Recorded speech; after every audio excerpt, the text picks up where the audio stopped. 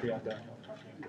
We're going to call our special meeting tonight to order. It is 6:05 and we're 5 minutes late, and I apologize for that. It's a committee of the whole, and it is on the agenda. We have one item, and it's our audit report. And so I'll ask for member Clerk Oswald to take roll. Member Eater? Present. Member Kirby? Here. Member Loeffler Kemp's excused. Chair Lofeld? Here. Member Oswald, that's me, here I am. Member Sadowski, sorry. Present. And Member Sandholm? Here. Superintendent Magus? Here. Assistant Superintendent Bonds? Present. Deputy Clerk Erickson? Here. HR Director Severance? Here. And Secretary Patty Paquette? Here.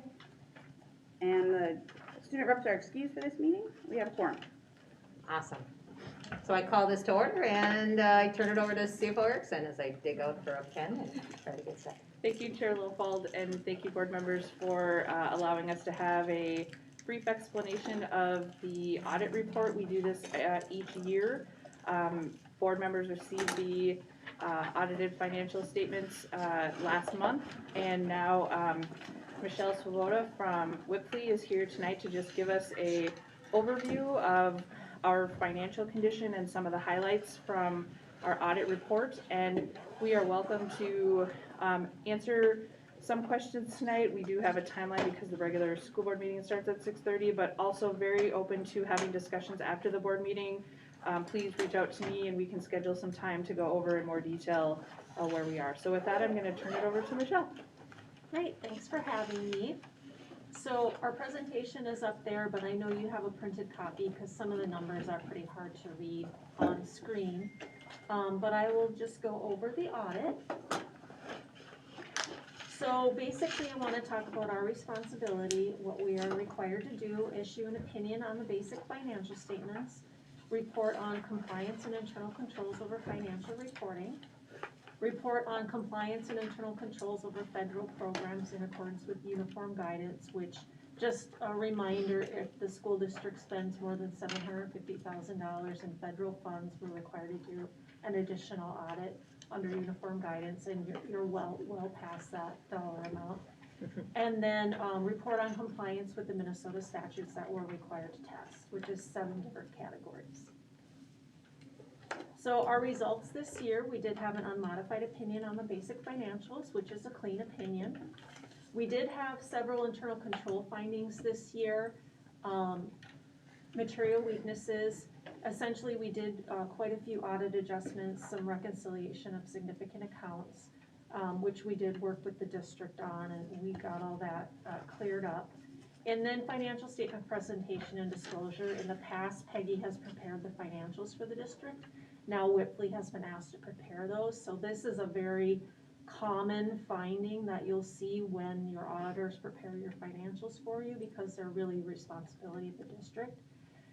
This year, material weakness. Next year, I believe we'll just bring it down to significant deficiency, which is what you'll see in most school districts that have their auditors prepare their financials. As far as our federal programs that we tested, there was no non-compliance and internal controls over the federal programs. And I should have written down what we tested. It's been a little bit now, but it was the coronavirus funds. I know that for sure. I believe food service we had to test this year, and your I'm drawing a blank. Sorry. If you're wondering, I can get those for you. We had to test 4 programs this year because of the additional funds. But nothing came to our attention that we were worried about as far as non-compliance. And then the 7 categories of Minnesota statutes, no non-compliance there also.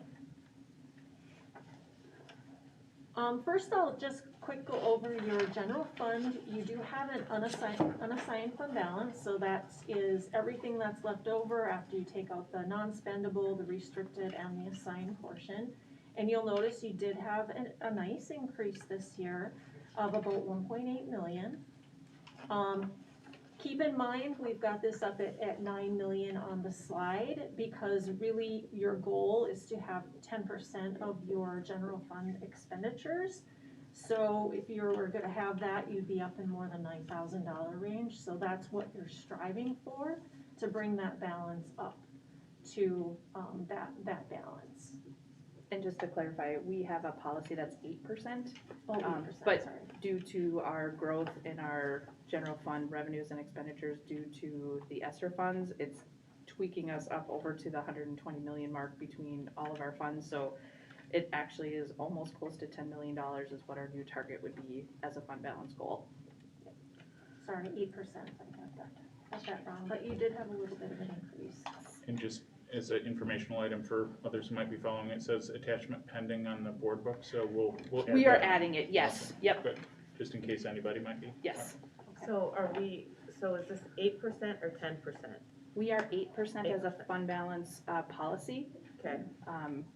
Auditors will tell you that they'd like to see even more than that. Right. But we felt that when we came to the district and asked the board to revise it, we felt that 8% was reasonable. And as we continue to create financial sustainability for the district, we'll probably review that and ask for additional recommendations from our auditors to what an appropriate fund balance percentage should be. So you're not at that yet, and once we get to the slide, I can calculate where you're at. You're at about 4 million, the percentage where you're at. I didn't write that down, but we can quick look at that. And this is just breaking out your fund balances in more detail so you can see what's in each category. The top part's your non-spendable.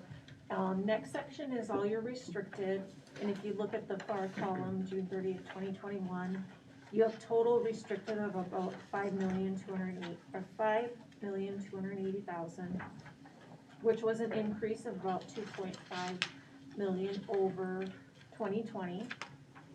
And then your assigned fund balances, which are kind of towards the bottom, you also had an increase in there. A lot of that's because you'll see on the next slide, a lot of your COVID money you were not able to spend. You're gonna be spending that in the future. So your assigned fund balances are about 10,090,000, increase about 3,782,000. So that's some money that you're gonna be spending in the future. And then the rest is your unassigned. Like I said, you had a $1.8 million increase in your unassigned fund balance, so that's what's left over. So just talking about what some of the general fund variances, when we look at the next slide, you're gonna see the variances between budgeted revenue and budgeted expenses compared to how they actually came in. And there were some major budget categories that were not fully spent in FY21 due to timing issues and COVID-19, different learning models during the year. So your operating capital, about 3.6 million, that was not spent. General fund maintenance and operations, about 2 million. Transportation, about 500,000. Your ESSER funds that were unbudgeted, that's about 500,000. And then technology, 600,000. And I'll just add, board members, that the operating capital, that's where our long-term facilities maintenance funding is. So those are those deferred maintenance projects and things like the Congdon windows and the Ordine doors. We had 2 major projects that were not able to be finished because of supply chain issues, and we were not able to receive those. We received the funding, we had budgeted it because we thought we were gonna be able to do those projects, and we were unable to do those projects. So that variance, that's why we're seeing close to over 5 million, almost $6 million is all related to timing issues because of our capital facilities and maintenance projects that were not able to be done in the fiscal year that we had hoped they'd be in. So just, it's gonna look like a big number, but when you look at what was unbudgeted versus what we did after those 2 things, we actually had a pretty good budget to actual year, both on revenues and expenditures. Great, thank you. So here's the results of operations in your general fund. So as you can see, revenue actually was fairly close between your budget, first column, your final actual numbers, and then you were just under budget about 300,000. So fairly close there. Where you're gonna see the differences in your expenditures, obviously, between the budget and then the final, that you had expenditures less than budget of 9.7 million, of which I believe 6 or 7 million was what we just discussed, and then I think there was another 2 million or so, Kathy, I don't remember what you said in that piece. Just in our general operating of things we had planned for that just didn't happen. We had some savings, like we said, in transportation because of fuel. We didn't have to spend quite as much in fuel costs because we didn't run buses very often last school year because of distance learning. And then also we had a little bit of shift in technology because of ESSER funding. We had some items that were in our original technology budget that we were able to not have to spend because we utilized ESSER dollars. So that is the other approximately 2 to 2.5 million. So right in the middle of the page, you'll see the excess deficiency of revenue over expenses. You budgeted for a loss, essentially a deficiency of 1.4 million.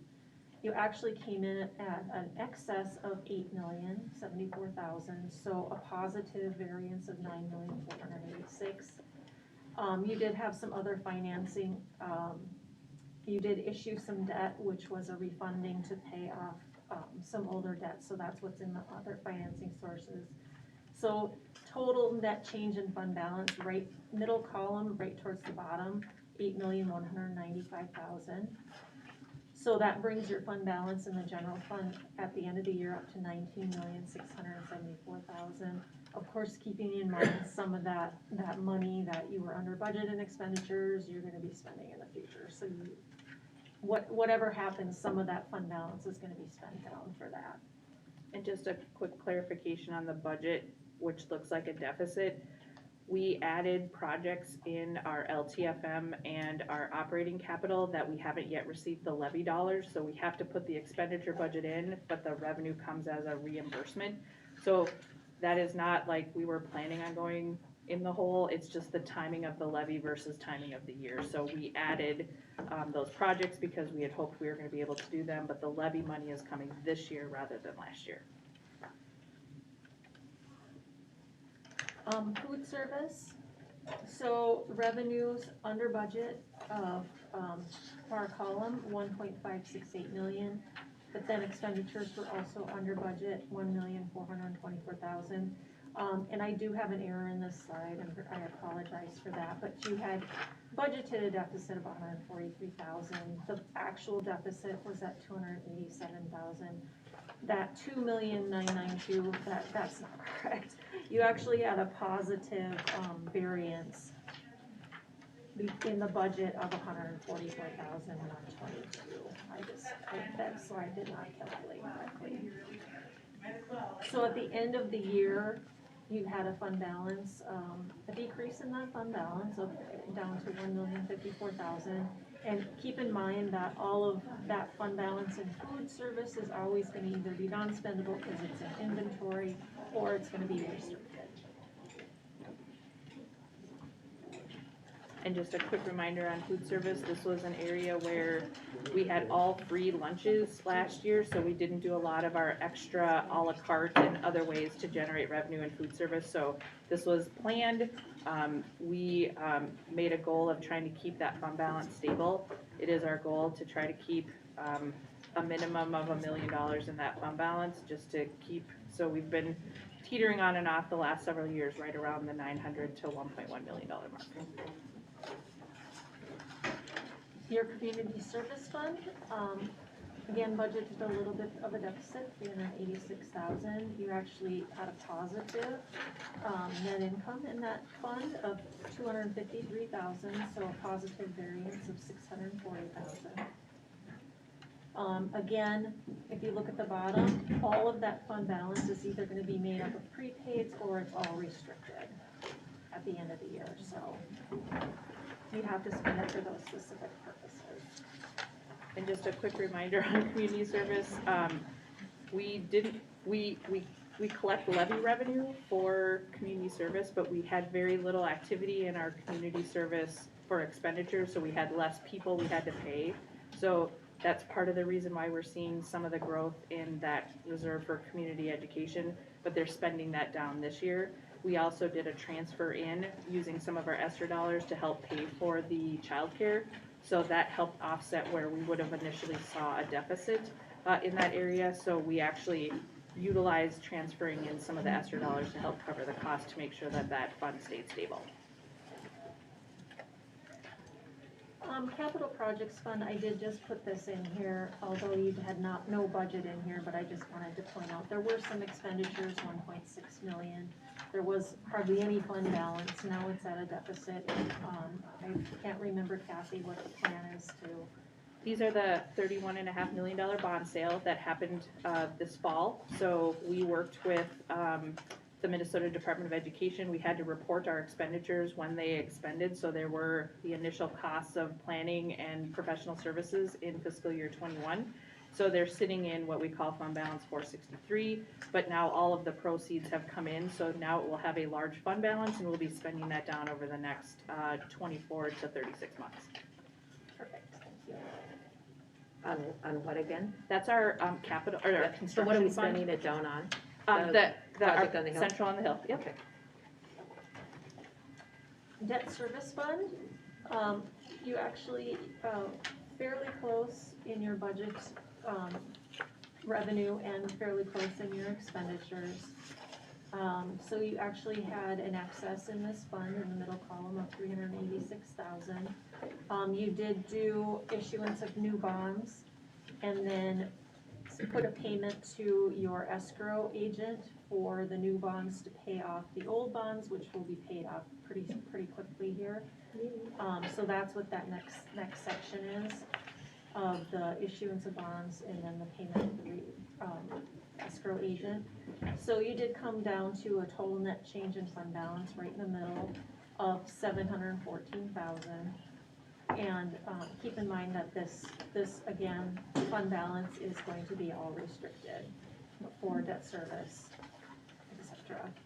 I believe that was our fourth refunding since I arrived at the district. This was a great thing for us that we were able to net some interest savings on that refunding. And then just to let folks know that the debt service fund is very much monitored and mandated by state statute. We're not allowed to keep a large fund balance. So if you remember at our truth and taxation, we have a debt excess penalty, they call it, which is an adjustment to our levy to make sure that we spend down some of the fund balance we grew this year. So the Department of Education monitors our fund balance, monitors our activity. And part of the reason this is happening is because we're saving money on interest, so we've collected more than we need on our actual bond payments. So as we correct those things and start saving dollars, they're gonna ask us to start spending on that fund balance. It's very common, it's very cyclical, about every other year we'll see that debt excess adjustment on the levy. So this is a very good position that the district finds themselves in. And just a breakout of your outstanding debt then. And I guess I should have put some of this in the refunded column. I apologize, because your new debt, you did have the new debt of the 385,000, which was to pay off the 2012A plus interest, so that 12,800,000, a portion of that. And then the 5,070,000, which paid down the 2012B, I believe, and the 2010D, correct? So refunded, probably should have put those payments in that column, but anyway, you paid down the principal on those. So you made total principal payments of all your debt for the year of $33,810,000. So coming down to your total debt at the end of the year, $171,115,000. So as a district, we have still several debt tools for the long-range facilities plan in the early 2010s. And then we have our new issuance of bonds, which is going to be on our next year's levy report, which will be the 31 million. The rest is just us utilizing our tools to be able to refund and try to save the district some dollars there. So that's why you've been seeing activity for the past several years, because we've done multiple refundings to try to help lower our obligation to our taxpayers. And is that seen as a good thing, auditor person, that when we go back and do that, it doesn't, Yes, yep, yep. I mean, I think it would, it's saving us money and it's downloading, but just wanna know if it counts against us, almost like when you refinance something else in our own personal lives. No. Okay, good. A lot of your debt, well, a big piece of it is refunding, so when you do that, you're doing it to save money, so that's a good thing. And that was our presentation. Was there any other questions? I know we don't have a whole lot of time left. And that's a quick one. Yes. When we look at the general fund results of operation and you notice that we have these swings right now, mainly because of what you listed here on our because we've underspent, right? Because of what, so we have these swings that are gonna be happening from one fiscal year to the next fiscal year. How does that affect the district's overall financial health or rating or crediting or anything like that? As long as there's an explanation for some of these swings? Absolutely, and we have had to do bond ratings multiple times because of our refunding and because of our recent sale. And as we shared at our last refunding, we went from a negative outlook to a positive outlook for ISD 709 because of the first blue graph that you saw, which is that positive growth in our fund balance. Obviously, the market would like us to see us at our goal of 8% or higher as a fund balance, so that's part of the reason why we have some challenges. And then they also want to see a consistency in making sure that continues to grow. So they like to see those initial steps, which was why we didn't necessarily see a change in our bond rating the first year that we were doing those, but now that we're in the third year, that switch from negative to positive is wonderful. And then we hope to continue to actually see a grade rating improvement as we continue to move forward. Right now, I don't know that we're anticipating any other recent or upcoming bond sales, but it's still good to make sure that our rating is in good condition. But just as an overall, we are using the underlying rating of the state of Minnesota to get a better rate right now because they have a overall average rate that they share with others. Okay, thank you. What is the 8% number that we're, The 8% is of our general fund expenditures. right, but how much is it? Like, Oh, what's so the total, what's the About target number? 9.6 million should be right now because we're basing it on a $120 million general fund budget. Now, when those ESSER costs deplete, then our goal will go down just slightly. We had been at about 8.8 million because if you remember, our general fund budget is normally about 110 million, but it's been growing up for the last couple of years due to access to other funds. Do you have an estimate or a target for 22? For fund balance? Yeah. So we budgeted a balanced budget. Again, we're looking at what options and opportunities we have. We're doing a mid-year review right now, and we'll be sharing with the board in February where we hope to see some adjustments, but keeping in mind that we had budgeted higher pupil counts than we are currently experiencing right now, so we'll be actually looking at a revenue reduction in our budget recommendation this year because we haven't yet hit that target of where we thought students would recover from.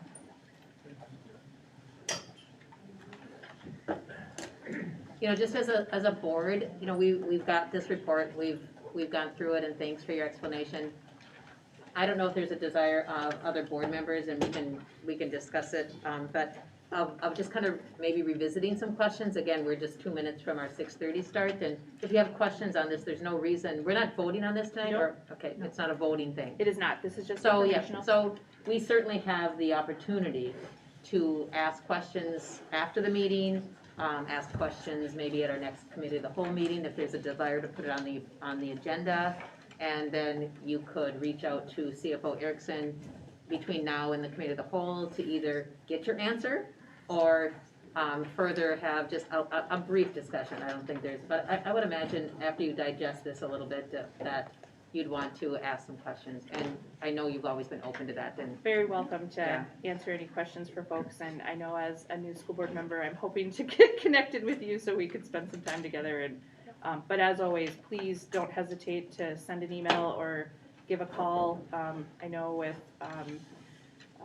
not having an assistant right now, an email is the best way to reach out to me, because I can be able to return quicker that way, so I appreciate that. But we really appreciate the opportunity, and again, I just want to thank Michelle and her team.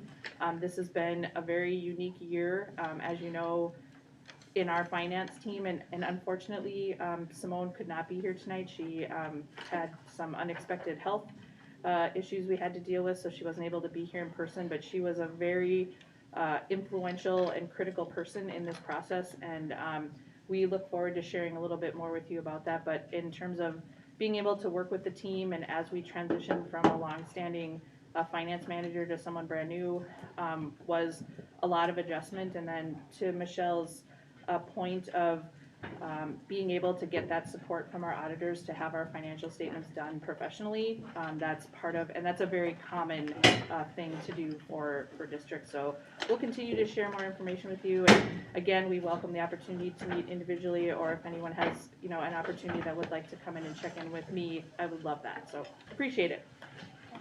Yes, thank you. Thanks, Michelle. It's We nice to enjoy meet you working too. with the district, so. Thank you. very much. Thank you.